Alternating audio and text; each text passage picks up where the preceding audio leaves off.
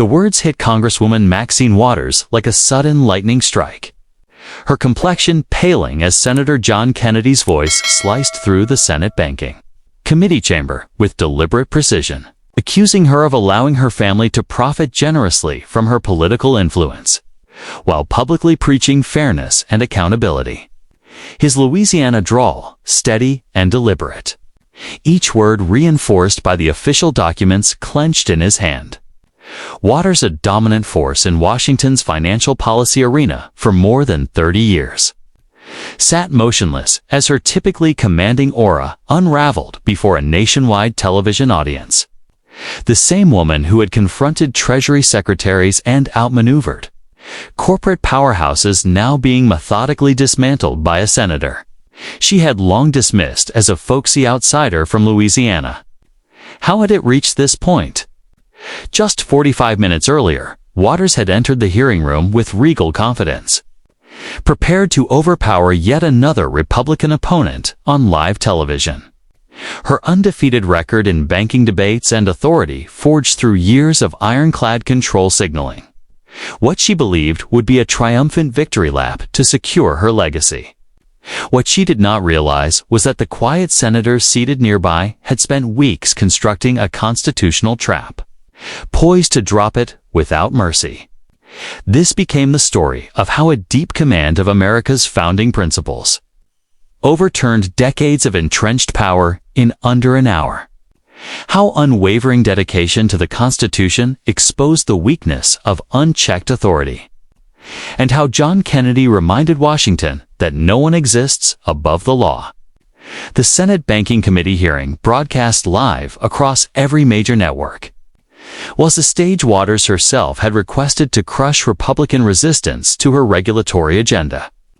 And as she surveyed the room, her gaze landed on Kennedy's nameplate, a faint smirk crossing her face as she dismissed him as a man better known for Southern charm than for mastering the complexities of banking policy, forgetting she had already faced tougher adversaries: Fortune 500 executives, Wall Street elites, even presidents. In contrast, Kennedy had spent weeks preparing, his desk stacked with ethics reports, financial disclosures, and constitutional texts. A well-worn copy of the U.S. Constitution tucked into his jacket like a blade ready to be drawn. As Waters adjusted her microphone, radiating authority and unaware of the ambush about to shake her political empire, she leaned forward, her voice sharp and commanding, dripping with condescension as she questioned what qualified a senator from Louisiana to lecture the committee on financial regulation, mocking his education and belittling his understanding of economic complexity. The room shifted uneasily as she publicly challenged his credentials before millions, a calculated strike meant to force him onto the defensive and assert dominance, drawing approving looks from Democratic colleagues who recognized the relentless partisan they trusted to dismantle Republicans with precision. Yet Kennedy's expression never wavered. A subtle smile touched his lips, his eyes reflecting calm certainty as he reached into his jacket, withdrew his worn pocket Constitution, placed it carefully on the table, and addressed Congresswoman Waters. He spoke slowly and with intent, each sentence carrying the measured force of a courtroom argument, as he remarked that it was an interesting question before calmly posing one of his own, asking what specific constitutional authority empowered Congress to regulate every aspect of American banking, a question that exploded into the silence like a grenade. Waters' confident composure faltered for a split second. A crack the cameras did not miss, because this was not the reaction she expected. Republicans typically stumbled under her challenges, offering nervous justifications or shallow explanations. But Kennedy was reversing the dynamic, driving straight at the core of her authority. The chamber fell quiet, tension thick in the air as Waters straightened, her irritation unmistakable, unused to being confronted this way, especially by someone she had dismissed as insignificant. And she snapped back with the prosecutorial sharpness that had defined her reputation. telling him not to lecture her on constitutional authority and reminding him she had defended the Constitution and American families for more than 3 decades while he told stories in Louisiana. A deliberate attempt to wound and reassert control by painting him as an unqualified outsider. Kennedy remained unfazed, opening his Constitution to a marked page with deliberate, almost theatrical precision, and responded respectfully but firmly that he was not telling stories, but reading Article 1, Section 8 of the U.S. Constitution, which lists Congress's enumerated powers, noting that banking regulation was not explicitly among them and asking under what constitutional theory agencies like the CFPB could be justified. The silence that followed was crushing, as Waters realized she had entered the hearing expecting to argue policy mechanics rates protections, frameworks, but was now being pushed to confront the constitutional boundaries of federal authority. Questions she had seldom faced throughout her career, and her assured exterior began to fracture, revealing uncertainty rooted in a career built on practice rather than constitutional scholarship. She finally invoked the Commerce Clause, her voice noticeably less steady, asserting it clearly granted Congress authority over financial institutions. A familiar response she had used countless times, but Kennedy was prepared, replying evenly that while it allowed regulation of interstate commerce, it did not necessarily authorize the creation of unaccountable agencies, empowered to issue rules with the force of law without explicit congressional approval, which sounded less like regulation and more like surrendering legislative power to bureaucrats. Turning another page with the ease of long study, he cited James Madison's words in Federalist 45 about federal powers being few and defined, then asked her to identify where the Constitution authorizes Congress to create agencies capable of issuing binding regulations, absent clear legislative sanction, a question she immediately recognized as a trap, her eyes narrowing as her hands tightened around the edge of the table. Asterisk. She had spent her career taking the federal government's authority to act as a given, rarely needing to defend it with precise constitutional justification. And now she was facing a senator who not only understood the Constitution, but knew how to wield it like a weapon. The atmosphere in the room crackled with tension as every senator, staffer, and reporter sensed that something remarkable was unfolding. Watching as Waters, long regarded as the unchallenged queen of banking policy, was being instructed on live national television by a man she had underestimated. Her familiar strategies, invoking her experience, brushing aside critics, leaning on partisan loyalty, were failing, dismantled piece by piece by Kennedy's calm and methodical approach. "Senator Kennedy," she said, her voice rising with frustration and desperation, insisting that the Constitution was a living document and that the founders could not have anticipated modern banking systems, arguing that constitutional principles must be adapted to contemporary challenges, a fallback justification she had relied on for years to defend expansive federal power. Kennedy was ready, his smile widening as he recognized the weakness in her reply, leaning forward slightly as his tone sharpened and asking whether a constitution that means whatever Congress wants it to mean truly limits government power, suggesting that she was treating the document she swore to uphold as a flexible suggestion whenever it suited her goals. He paused to let the words settle, then reminded her that the founders had anticipated this very issue, pointing to the 10th Amendment, which reserves undelegated powers to the states or the people, knowing politicians would always seek more authority than the Constitution allows. The room fell into a heavy silence, every camera fixed on Waters as she struggled to respond, her decades of political experience offering little defense against an opponent fluent in constitutional text and precedent.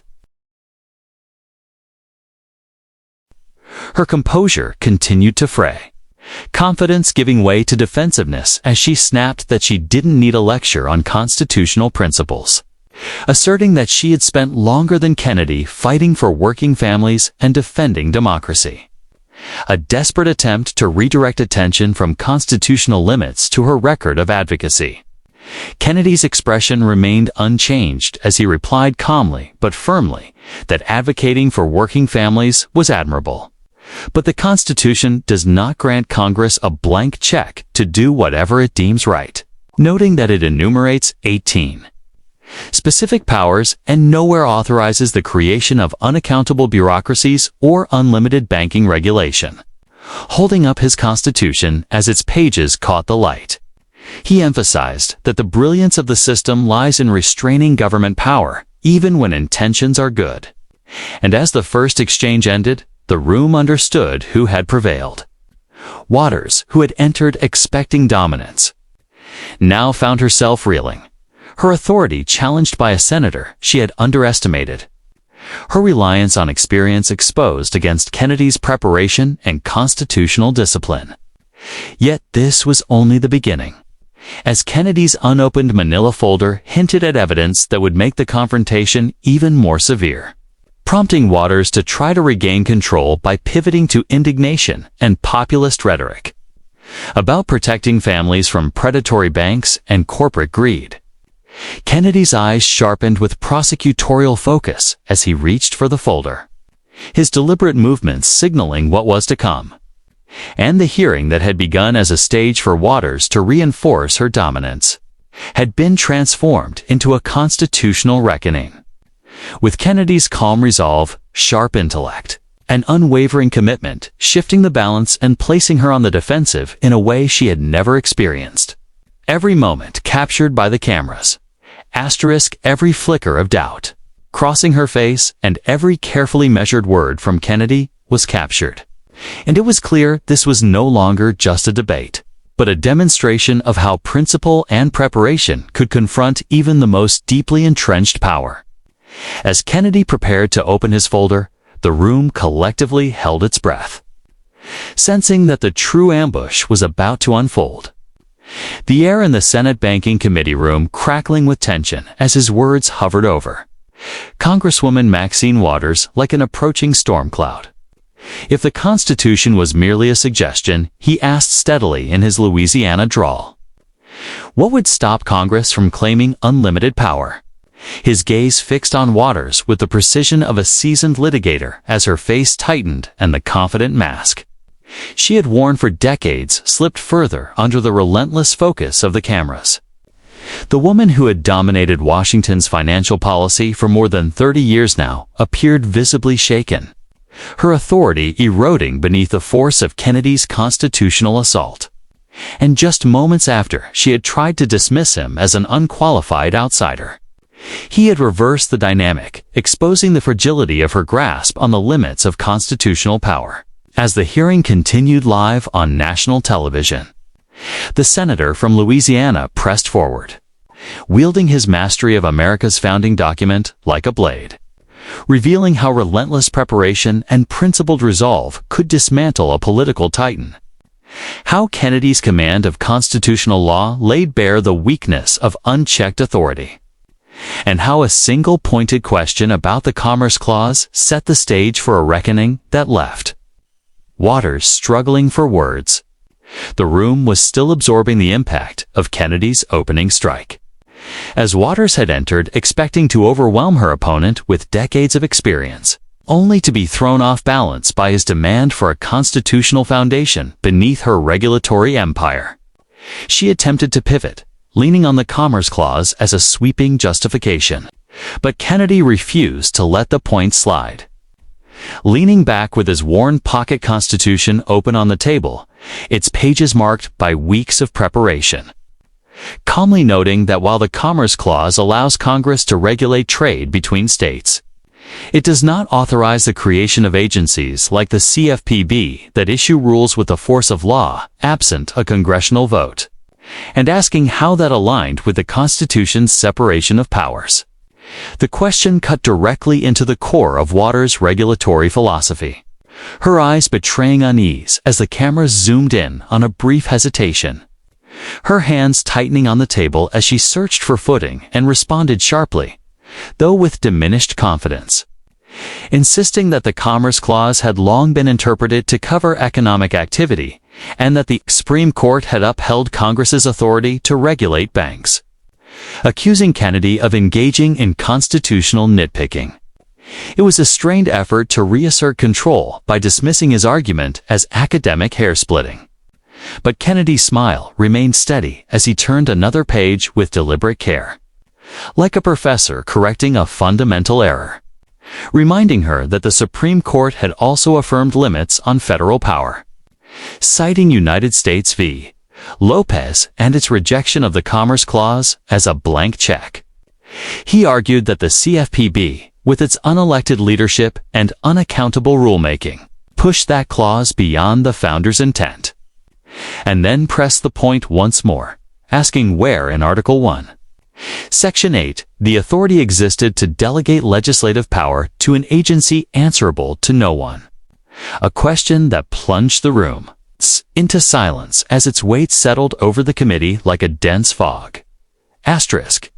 Waters' Democratic allies shifted uneasily in their seats, their earlier approving nods replaced by strained looks as reporters scribbled feverishly, sensing a political shockwave forming. For years, Waters had championed agencies like the Consumer Financial Protection Bureau, without ever being compelled to defend their existence on constitutional grounds. But now, confronted by a senator fluent in legal precedent and constitutional text, she was faltering. She snapped that the CFPB protects consumers and prevents banks from exploiting working families, insisting that this duty to protect the public was the authority itself. An emotional response rooted in populist rhetoric that sidestepped the constitutional issue entirely. Kennedy's eyes reflected the quiet confidence of a lawyer who knew his opponent was cornered as he leaned forward. His drawl, gentle but firm, acknowledging that protecting people was a worthy aim, while emphasizing that the Constitution does not grant Congress's power to do whatever sounds beneficial, instead enumerating specific powers that do not include delegating lawmaking authority to unelected bureaucrats. Holding up his Constitution as its pages caught the light, he cited Federalist 51, stressing the necessity of checks and balances, and arguing that when Congress hands its legislative authority to agencies like the CFPB, it abandons its responsibility to the voters, turning protection into a power grab. The impact of his words was crushing, exposing the gap between Waters' regulatory mission and the constitutional framework she had sworn to uphold. Her face flushing as her composure frayed, and she realized she was losing control of a debate she had expected to dominate. She attempted another pivot, invoking her decades of experience and asserting that she had fought for economic justice long before Kennedy entered the Senate, dismissing his constitutional references as abstractions while claiming her focus had always been on preventing families from being crushed by predatory lenders, framing the committee's mission as real-world results rather than legal theory. It was a familiar tactic, shifting from law to emotion and from principle to politics. But Kennedy was prepared, undeterred by rhetoric. Opening his manila folder and extracting a stack of documents with prosecutorial precision.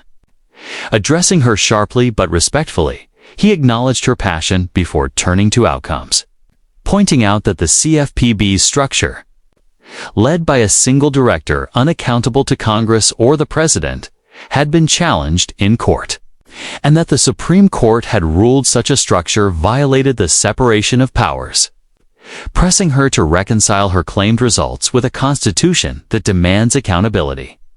The question was devastating, merging constitutional analysis with tangible consequences, and it caught Waters off guard, her eyes widening and hands fidgeting as she searched for footing. Unaccustomed to such exact legal confrontation, accustomed to broad policy arguments rather than pointed case law, she shot back with rising desperation that the CFPB had done more for consumers than any constitutional theory ever could. Asterisk. She shot back, her voice rising with desperation, accusing him of hiding behind legal jargon to protect big banks. A weak counter meant to paint Kennedy as a corporate apologist that landed without force.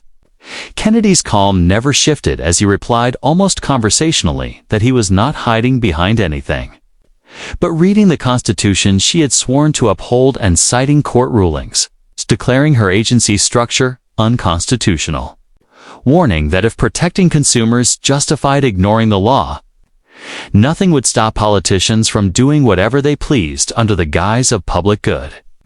The room became a pressure cooker, every measured word from Kennedy tightening the grip on Waters' credibility as Democratic staffers exchanged anxious glances and reporters leaned in, pens flying.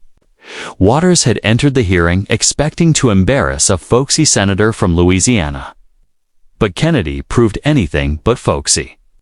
His command of constitutional law and his ability to translate precedent into clear argument, dismantling her authority in real time.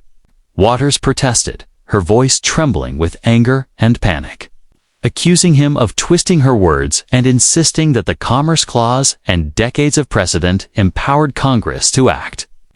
Framing his challenge as a game meant to undermine consumer protections, a last-ditch attempt to reclaim control. Kennedy remained relentless, his voice steady as he pressed her to identify the specific constitutional authority for her actions, warning that failure to do so meant admitting her policies rested on unstable ground. He drew another document from his folder, a highlighted Supreme Court ruling, emphasizing that the Constitution requires laws to be made by Congress, not unelected agencies, and that defending the CFPB's power to issue rules without congressional approval bypassed the system the founders designed to restrain power. That was not consumer protection, he said, but an erosion of democracy.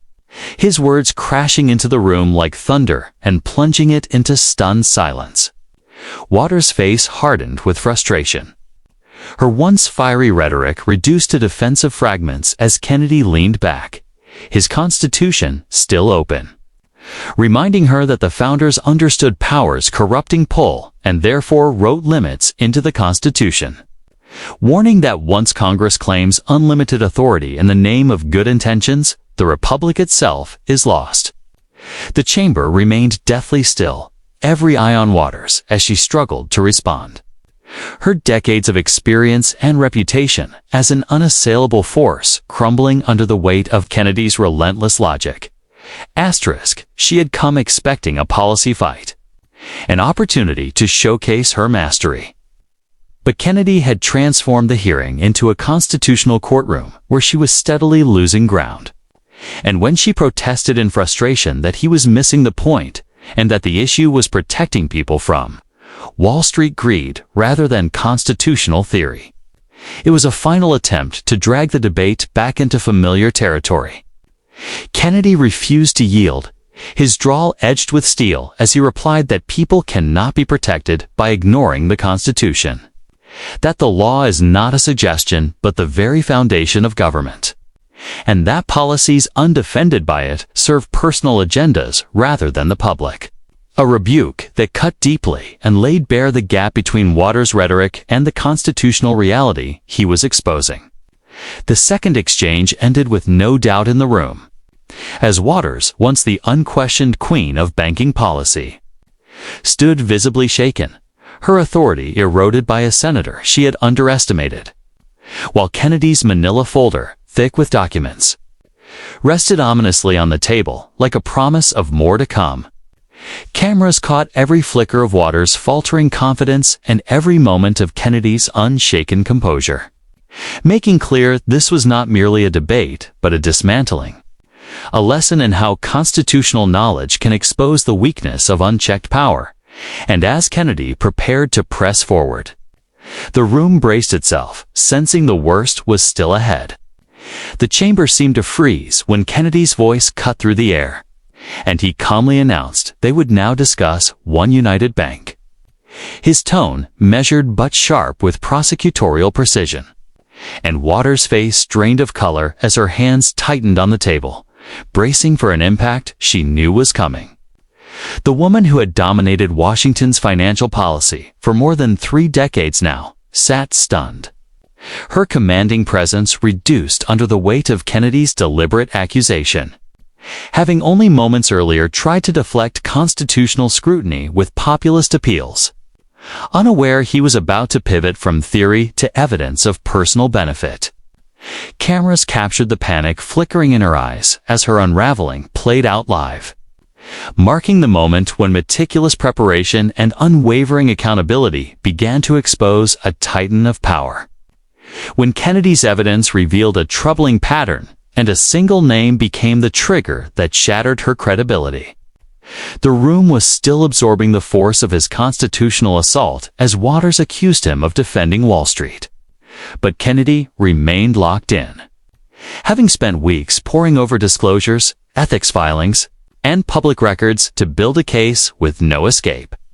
And as the hearing unfolded on live television, he opened his manila folder with slow, deliberate certainty, stating calmly that after all her talk of protecting working families, it was time to examine how her own family had benefited from her position.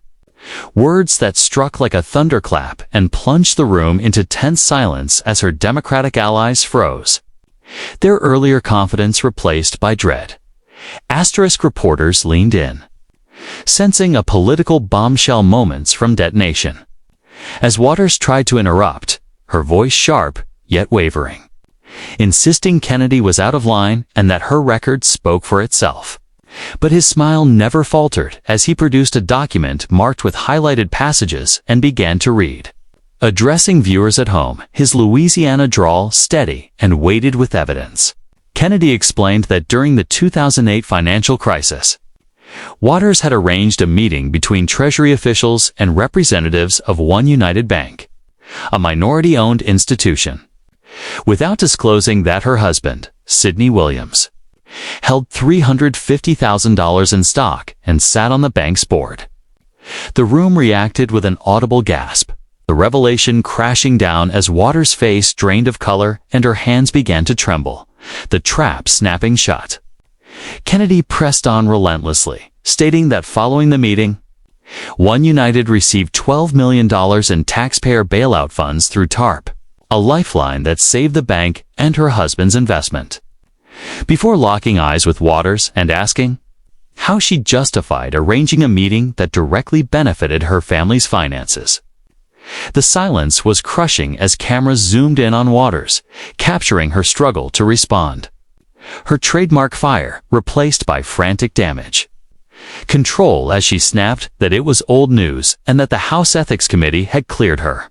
Kennedy immediately countered, producing another document and calmly clarifying that the Ethics Committee found her chief of staff, her grandson, Mel Moore, actively assisted One United in securing the bailout by sending emails, drafting legislation, and maintaining contact with executives, all while her family faced significant losses if the bank failed.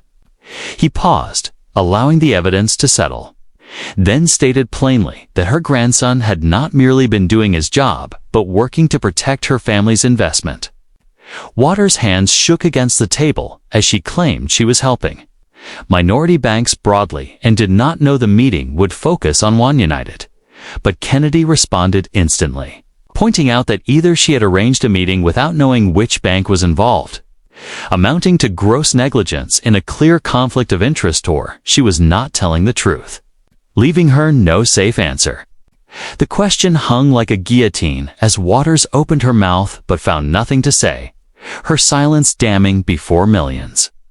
While reporters scribbled furiously and Democratic staffers whispered in panic as their standard-bearer unraveled, Kennedy continued, lifting another document, a financial disclosure form, and addressing viewers with prosecutorial authority as he laid out that her husband's $350,000 stake in One United represented a substantial share of the family's wealth, between 4.6 and 15.2% by public records, and that a bank failure would have dealt them a devastating financial blow.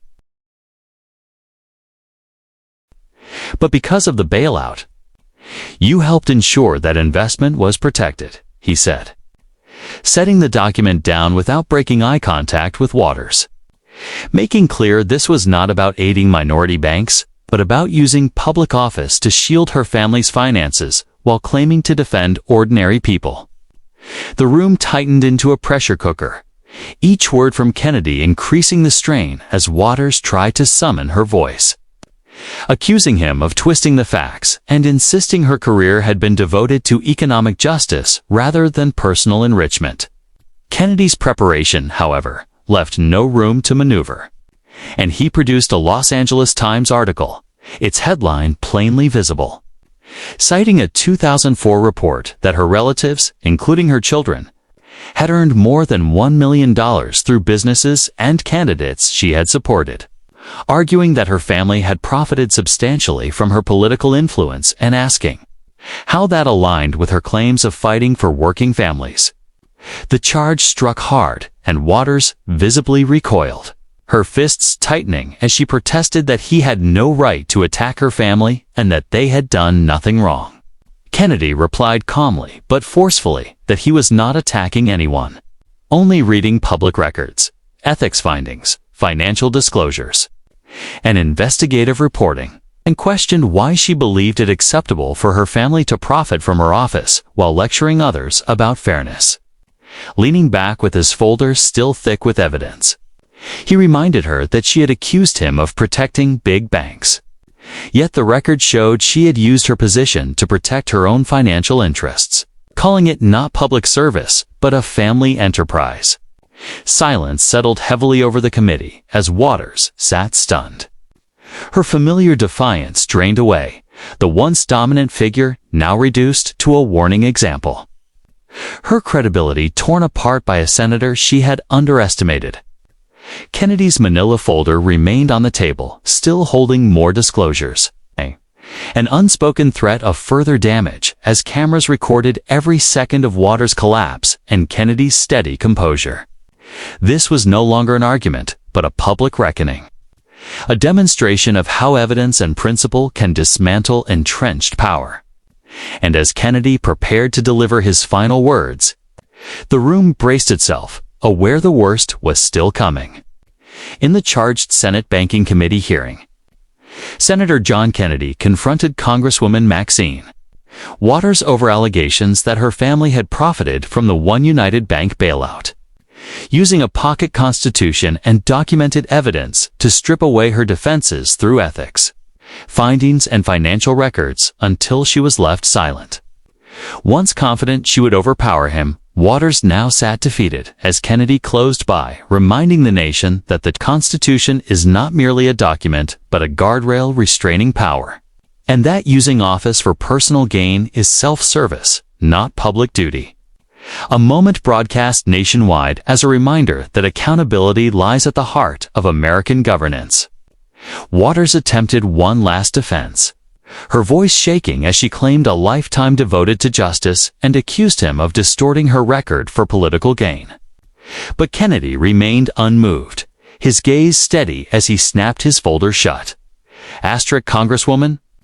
He replied calmly that he was not scoring points but reading public records, listing her husband's $350,000 stake in One United Bank, the $12 million bailout she helped secure, and the $1 million her family earned through political connections, stressing these were not distortions, but facts revealing a pattern of using public office for private gain. He paused, allowing the silence to magnify his words, and reminded the room that the Constitution exists precisely to stop such patterns, to ensure that no one, regardless of power, can place themselves above the law. The chamber remained still as the weight of Kennedy's argument settled in, reporters writing feverishly as they recognized the significance of the moment, while Waters' Democratic allies sat frozen, their earlier confidence replaced by quiet resignation. Turning toward the cameras, Kennedy addressed the American people directly, saying this was not about one individual but about the principle that holds the republic together, explaining that the Constitution limits power because unchecked authority inevitably breeds corruption. and that when politicians believe seniority or good intentions excuse their actions, they betray the trust of those who elected them. His words rang out as a clear warning that governance must rest on principle rather than privilege. While Waters sat silently, hands flat on the table, her legacy visibly unraveling as the once commanding figure appeared diminished. Her authority stripped away by a senator armed with preparation, truth, and principle. Kennedy's final message was unmistakable. No measure of experience or influence outweighs the Constitution's demand for accountability, and holding up his worn copy, he reminded the room that the founders understood power's corrupting nature and built a system where no one stands above the law, not him. Not her, not anyone. As the hearing adjourned, a low hum filled the room. Cameras lingering on Waters' defeated posture and Kennedy's steady resolve, underscoring the lesson that true leadership in America lies in upholding the Constitution rather than exploiting power for personal gain. Kennedy's performance stood as a masterclass in accountability, proving that preparation, knowledge, and principle can overcome decades of entrenched authority. And for Americans watching, it served as a call to demand more from their leaders, to value those who respect constitutional limits and hold themselves accountable to the people. As Kennedy exited with his folder under his arm, he left behind a simple but powerful truth. In a republic, no one is untouchable, and the Constitution remains the ultimate judge of justice.